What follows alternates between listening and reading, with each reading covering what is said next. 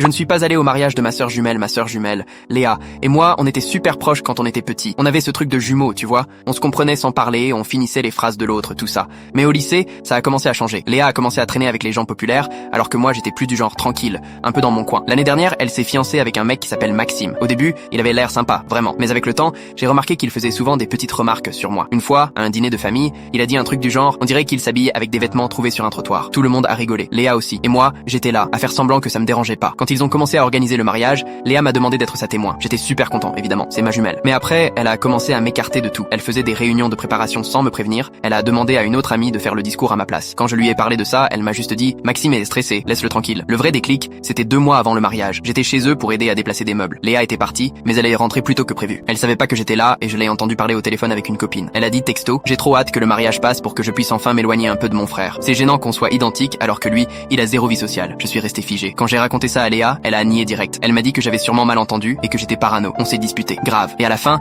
elle a clairement choisi son mec plutôt que moi. Après ça, plus de nouvelles pendant 3 semaines. Un jour, ma mère m'appelle pour me demander si j'ai mon costume prêt pour le mariage. Je lui ai dit que je n'y allais pas. Elle a complètement paniqué. Elle m'a crié dessus, disant que j'allais ruiner la journée de Léa et faire honte à la famille. Mon père a fait pareil, me traitant d'égoïste. Mais le pire, Léa ne m'a jamais officiellement dit que je n'étais plus témoin. J'ai juste vu sur Instagram un post où son amie Chloé était taguée comme témoin, à ma place. Sans un mot. Le mariage a eu lieu samedi dernier. Moi, j'étais chez moi, à jouer à la console. J'ai ignoré une 50aine d'appels de ma famille. Le soir, ma mère était venue frapper à ma porte, en pleurs. Elle m'a dit que j'avais brisé le cœur de Léa en ne venant pas.